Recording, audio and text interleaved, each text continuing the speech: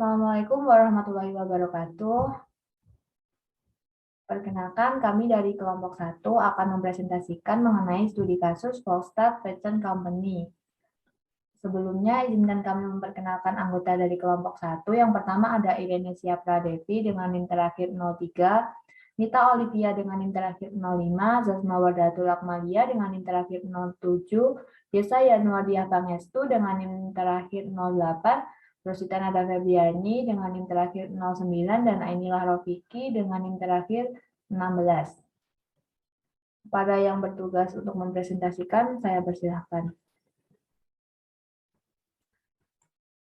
Pertama-tama, kami akan membahas mengenai nomor 1.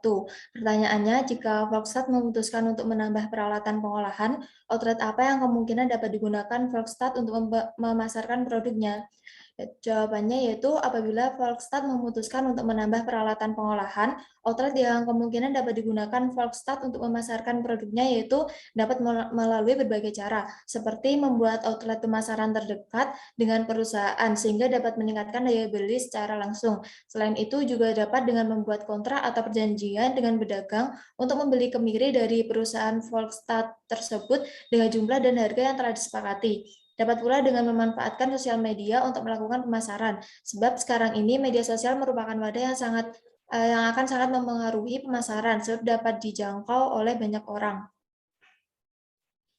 Selanjutnya, nomor 2 dengan pertanyaan, sebutkan dan apa saja kemungkinan jenis organisasi bisnis yang sesuai untuk perusahaan Volkswagen. Berikan 2 keuntungan dan kerugian untuk setiap jenis organisasinya. Ya, 2 kemungkinan jenis organisasi bisnis yang sesuai untuk perusahaan Volkswagen yaitu perseroan komanditer atau CV dan firma. CV merupakan suatu badan usaha yang mempunyai modal terbatas dan didirikan berdasarkan kerjasama 2 orang atau lebih untuk mengatur perusahaannya. Keuntungan dari CV ini yaitu dalam mendirikannya tidak sulit dan biasanya biayanya lebih murah dibandingkan dengan perseroan terbatas. Namun CV memiliki kerugian yaitu biasanya sulit untuk menarik modalnya kembali. Kemudian firma merupakan suatu bentuk usaha persekutuan antara 2 orang atau lebih untuk menjalankan badan usaha di bawah satu nama yang akan digunakan bersama. Kelebihan dari firma yaitu seluruh anggota akan dapat memegang wewenang dan memiliki kesempatan yang besar untuk menambah modal dari anggota-anggotanya. Kerugian dari firma yaitu kerugian dan juga hutang dari perusahaannya ditanggung oleh semua anggota. Selanjutnya, nomor 3. Pertanyaannya, salah satu kepentingan yang harus dilakukan oleh petani kemiri adalah penentuan penebangan pohon kemiri yang asli dan digantikan dengan varietas pohon yang lebih baik. Pohon kemiri asli menghasilkan sekitar 750 lbs per hektar pohon. Pohon kemiri yang ditingkatkan dapat menghasilkan sekitar 1.250 lbs per acre. Pohon baru membutuhkan waktu 7 tahun untuk memulai memproduksi kemiri. Lalu berapa tahun yang dibutuhkan untuk menutup atau memulihkan investasi dalam mengganti kebun asli dengan pohon yang lebih baik dengan asumsi harga rata-rata $3 per pon. Biayanya $3 untuk mengganti pohon asli dengan varietas pohon yang lebih baik. Jawabannya yaitu diketahui pohon kemiri asli ini menghasilkan 750 lbs, sedangkan varietas baru menghasilkan 1.250 lbs, sehingga kita perlu mencari tahu dahulu hasil produksi tambahan ketika mengganti varietas yang baru. Maka kita kurangkan 1.250 dikurangi dengan 750 menghasilkan 500 lbs. Jadi saat perusahaan mengganti varietas baru, kuantitas produksi tambahannya yaitu sebesar 500 lbs. Kemudian hal tersebut dikonversi ke penerimaan menjadi $3 dikali 500 lbs, yaitu hasilnya $1.500. Sementara ada data tambahan, yaitu biaya untuk mengganti, yaitu sebesar $3. Penerimaan tambahannya 1.500, ini 3.000 dibagi 1.500 menghasilkan 2, sehingga dibutuhkan waktu 2 tahun untuk menutup investasi. Maka waktu yang akan dibutuhkan untuk menutup atau memulihkan investasi penggantian pohon asli dengan pohon varietas baru didapatkan dari awal tahun produksi pohon kemiri, ditambah hasil perhitungan payback period penggantian pohon yaitu 7 ditambah 2, menghasilkan 9 tahun. Next. Selanjutnya nomor 4 dengan pertanyaan, bagian dari membangun bisnis yang sukses adalah membentuk tim spesialis untuk memberikan pengetahuan dan saran ahli untuk membuat keputusan sebaik mungkin. Sebutkan 4 spesialis yang harus dimiliki Brian dan Briana dalam tim produksi dan manajemen mereka. Jawabannya spesialis yang perlu dimiliki yaitu ada 4. Yang pertama spesialis produksi. Ini agar sistem produksinya berjalan dengan lancar. Yang kedua ada spesialis administrasi dan keuangan. Ini mengurusi analisis bagaimana keuangan dalam perusahaan dan akan biaya-biaya tersebut akan dialokasikan untuk apa. Selanjutnya ada spesialis marketing atau pemasaran. Ini memiliki peran kunci untuk memberikan keuntungan atau menarik konsumen. Selanjutnya ada spesialis HDR, berguna untuk menciptakan strategi perusahaan untuk karyawan. Lalu yang nomor 5, Volkswagen telah membaca tentang beberapa operasi yang mengembalakan ternak di kebun mereka. Rata-rata mereka kehilangan sekitar 50 pon kemiri per hektar. Selama 5 tahun terakhir, kemiri telah menghasilkan $3 per pon saat panen, dan anak sapi telah dijual seharga 1,5 $1,5 per pon selama periode yang sama. Jika Volkswagen mengejar ini, berapa total kerugian produksi kemiri dalam pon? Caranya yaitu total kerugian sama dengan 50 pon kemiri dikali 5 tahun, hasilnya 250 pon. Yang B, berapa kerugian pendapatan dari operasi kemiri dari penggembalaan ternak? Selama 5 tahun terakhir, kemiri telah menghasilkan $3 per pon saat panen, dan anak sapi telah dijual seharga $1,5 per pon selama periode yang sama. Caranya yaitu 50 pon per hektar dikali $3. Hasilnya $150 selama 1 tahun. Jadi selama 5 tahun kerugian pendapatannya $150 dikali 5, hasilnya $750. Untuk pengembala ternaknya $150 dibagi $1,5, hasilnya $100 per tahun. Jadi selama 5 tahun kerugian pendapatan mencapai $500. Yang C, berapa berat total yang harus diperoleh ternak dari pengembalaan di bawah pohon kemiri untuk mengimbangi kerugian operasi kemiri? Jawabnya, diketahui harga kemiri per pon adalah $3.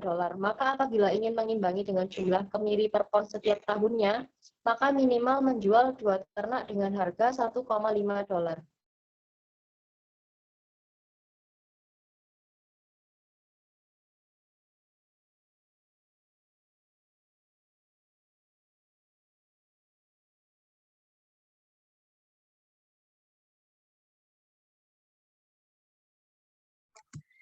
Yang D, jika Volkswagen dapat merumput 1 ekor per hektar di bawah pohon kemiri, berapapun yang harus diperoleh setiap ekor saat merumput. Jika diketahui kerugian rata-rata kemiri dalam 1 hektar adalah 50 pon, maka seharusnya untuk 1 ekor per hektar minimal memperoleh kemiri sebesar 50 pon. Yang E. Adapun 2 keuntungan pengembalaan ternak di bawah pohon kemiri. Dalam pengembalaan ternak di pohon kemiri ini memiliki beberapa keuntungan seperti mendiverifikasi pendapatan pertanian dan pengurangan pemotongan hewan ternak. Nah, apa 2 kekurangan pengembalaan ternak di bawah pohon kemiri? Pengembalaan ternak di bawah pohon kemiri juga memiliki kekurangan antara lain penurunan hasil kebun. Hal ini dikarenakan terdapat adanya kemungkinan beberapa hewan ternak memakan hasil kebun. Selain itu, diperlukan biaya yang cukup besar untuk mempersiapkan tempat yang nyaman dan aman bagi hewan ternak.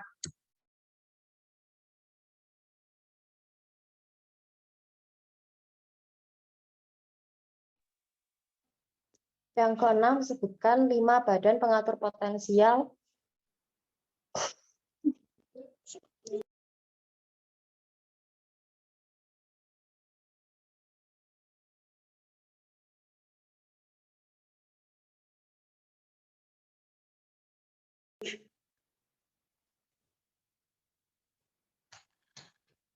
Sebutkan 5 badan pengatur potensial yang dapat berinteraksi dengan produsen kemiri saat melakukan bisnis. 2 poin masing-masing untuk 10 poin total. Jawabnya yaitu yang pertama ada panen, pembersihan, pengumpulan atau sortasi atau grading. Yang keempat ada pengemasan, yang kelima yaitu pendistribusian atau pemasaran. Yang ketujuh, langkah awal dalam mengevaluasi perubahan dalam operasi dapat menentukan pendapatan yang diproyeksikan untuk perusahaan. Gunakan informasi di atas untuk menghitung pendapatan yang diproyeksikan. Yang A, berapa proyeksi pendapatan kemiri mereka?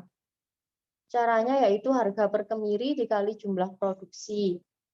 Sama dengan $3 dikali 250.000, hasilnya $750.000. Yang B, berapa total biaya langsung per hektar? Jadi pada halaman R12 total direct expense-nya adalah 1.391,33, maka 1.391,33 per 210 hasilnya sama dengan 6,625. Yang C, berapa total biaya overhead per hektar? Jawabnya, jadi pada halaman R12 total overhead expense-nya 434,27. Maka 434,27 per 210 hasilnya 2,08. Yang D, berapa total biaya per hektar? Caranya yaitu total expense sama dengan total direct expense ditambah total overhead expense. Sama dengan 1.391,33 ditambah 434,27 sama dengan 1.825,60 dibagi 210 hasilnya 8,69. Yang E, berapa total biaya untuk perkebunan? Total expense per orchard sama dengan total expense per acre dikali total acre of the orchard sama dengan 1.825,60 dikali 210 sama dengan $383,376. Yang F, berapa pendapatan bersih kebun tersebut? Pendapatan bersih sama dengan total penerimaan dikurangi total pengeluaran. $750.000 dikurangi $383.376. Hasilnya sama dengan $366.624.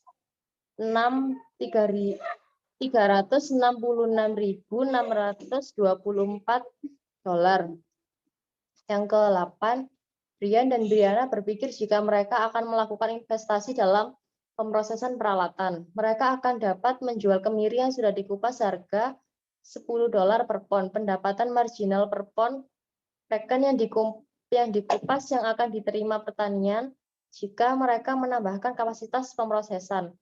Dibutuhkan 2 pon pekan yang tidak dikupas untuk menyamakan 1 pon pekan dikupas. Diketahui TR1-nya $750.000, TR2-nya $10 dikali $125.000 sama dengan $1.250.000. Q1-nya 250.000, yang Q2-nya 125.000. Ditanya pendapatan marginal per pon pekan kupas yang akan diterima mereka menambahkan kapasitas pemrosesan. Caranya yaitu MR sama dengan delta TR dibagi delta Q. Sama dengan $1.250.000 dikurangi $750.000 per 250.000 dikurangi 125.000. Sama dengan $500.000 per 125.000, hasilnya yaitu $4.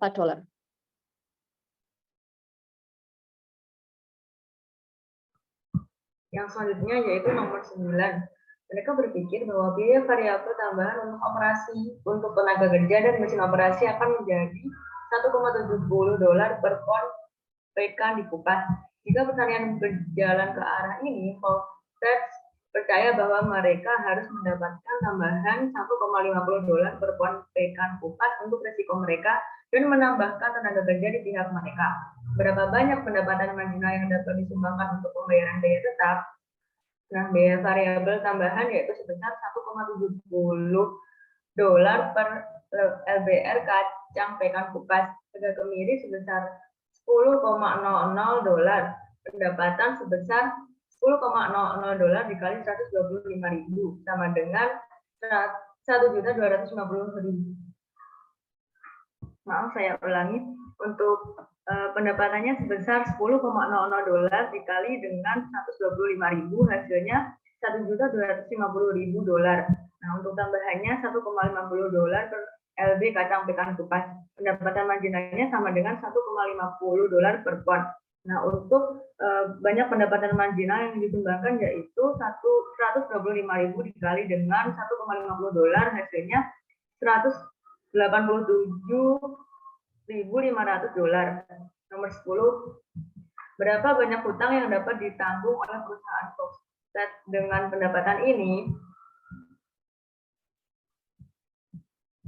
Scroll ke bawah. Nah, untuk perusahaan Foxtrot memiliki beberapa hutang yang terdiri dari kurang atas. Scroll ke atas.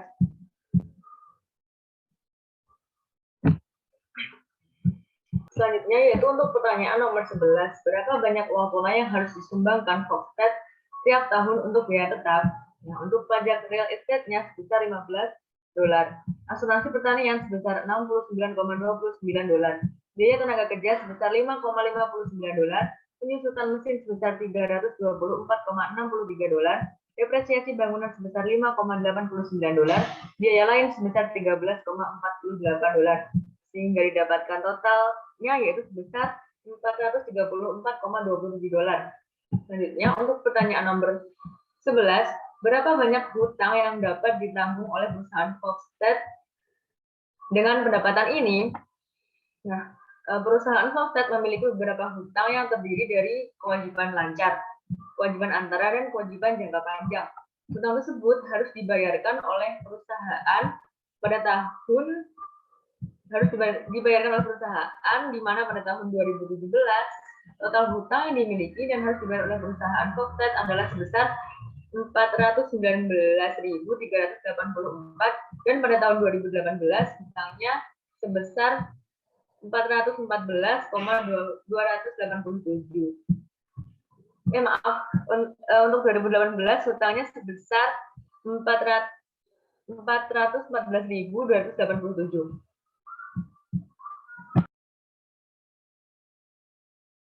Pertanyaan nomor 12 yaitu sebutkan 4 faktor risiko yang harus dipertimbangkan oleh Foxtrot jika mereka melakukan ini. Adapun 4 faktor risiko yang harus dipertimbangkan oleh Foxtrot seperti memperhatikan faktor ekonomi seperti kurang modal, mempertimbangkan kegagalan panen, mempertimbangkan jumlah pesaing bisnis yang kian bertambah, dan perlu mempertimbangkan harga jual hasil. Dan yang nomor 13, sebutkan 4 faktor penghargaan yang harus dipertimbangkan oleh Foxtrot jika mereka melakukan ini. Penghargaan yang harus dipertimbangkan oleh Foxtrot adalah mendapatkan varietas tanaman yang baru dengan keunggulan yang lebih baik pada lahan tersebut, memiliki hasil kemiri yang lebih baik dari sebelumnya, memiliki varietas dengan masa panen yang lebih panjang. Selain itu juga dapat melakukan penanaman dan pengelolaan yang lebih mudah daripada varietas sebelumnya. Untuk yang nomor 14, aspek penting dari manajemen adalah memastikan bahwa semua karyawan dan orang yang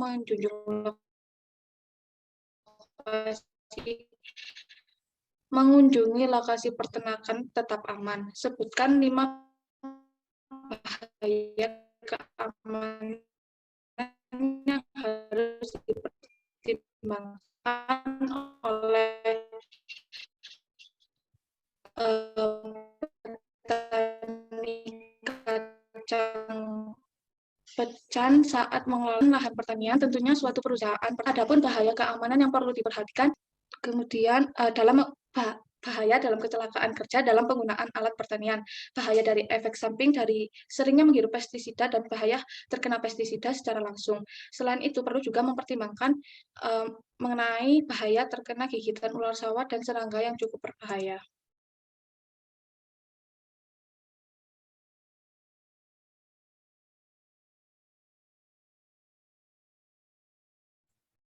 Pertanyaan selanjutnya, pertanyaan nomor 15, sebutkan 6 kemungkinan bahaya produksi alami untuk operasi kacang pekan. Yang pertama ada iklim yang dapat berubah setiap saat, kemudian ada serangan organisme pengganggu tanaman, selanjutnya ada serangan satwa liar pada tanaman, kondisi alam yang ekstrim atau bencana alam, munculnya penyakit pada tanaman yang disebabkan oleh jamur atau bakteri, dan yang terakhir ada erosi tanah pada penggunaan lahan untuk budidaya. Next. Pertanyaan nomor 16, ada sebutkan 6 kemungkinan bahaya produksi buatan manusia terhadap operasi kacang pekan. Yang pertama ada kecelakaan kerja karena kelalaian manusia, yang kedua kesalahan pengelolaan yang berakibat pada kerugian operasi, yang ketiga kurangnya manajemen sumber daya manusia dalam perusahaan, yang keempat melakukan cara kerja yang salah, yang kelima ketidaksesuaian peralatan kerja yang digunakan dalam operasi, dan yang terakhir kesalahan dalam manajemen biaya operasi yang menimbulkan kerugian. Selanjutnya, nomor 17, apa 4 cara yang mungkin mereka dapat berpotensi meningkatkan pendapatan mereka? Yang pertama ada optimalisasi pemanfaatan penggunaan lahan dengan meningkatkan jumlah produksi per satuan luas.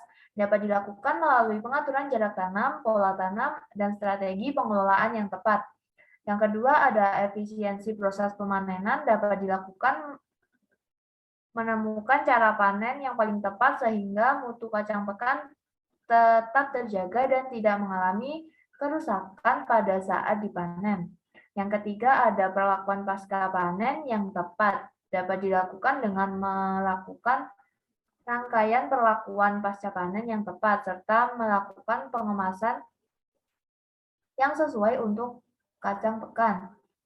Kemasan yang lebih menarik juga dapat meningkatkan daya jual serta harga dari kacang pekan itu sendiri. Yang terakhir ada melakukan promosi melalui berbagai platform mulai dari media cetak, elektronik, maupun digital melalui media sosial. Media sosial saat ini banyak digunakan oleh masyarakat sehingga jangkauan promosi dan penjualan dapat lebih luas lagi.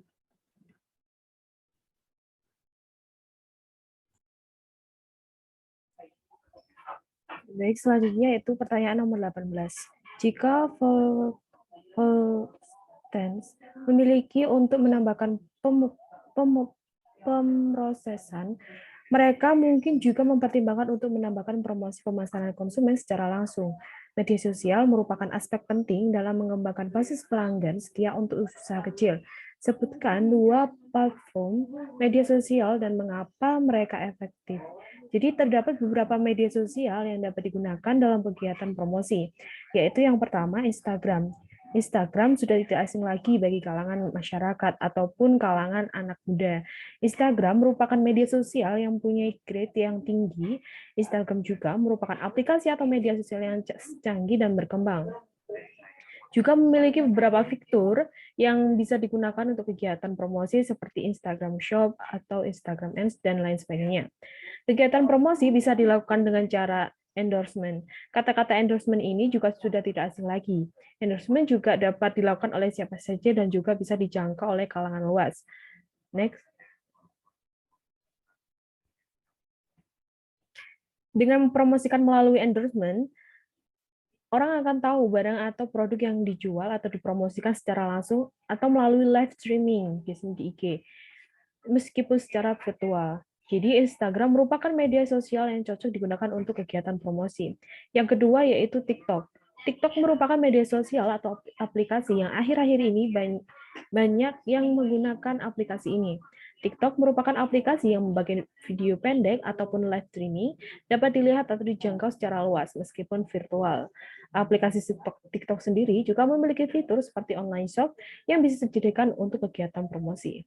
Next.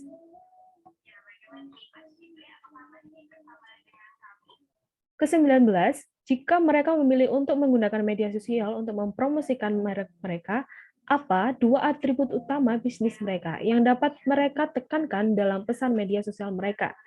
Sebelum mempromosikan produk secara global, terutama melalui media sosial, terdapat 2 hal utama yang perlu ditekankan, seperti kualitas produk dan kemasan produk.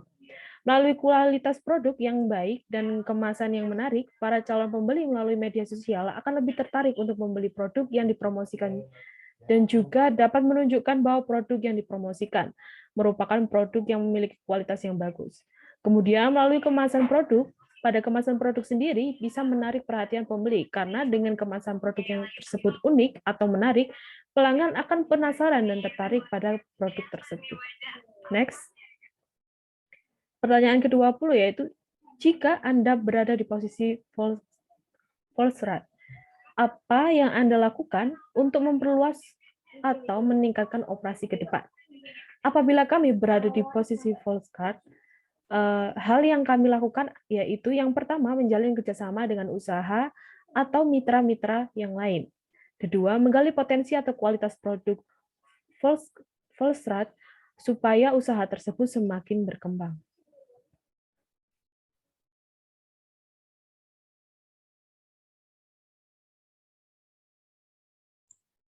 Sekian presentasi dari kelompok 1.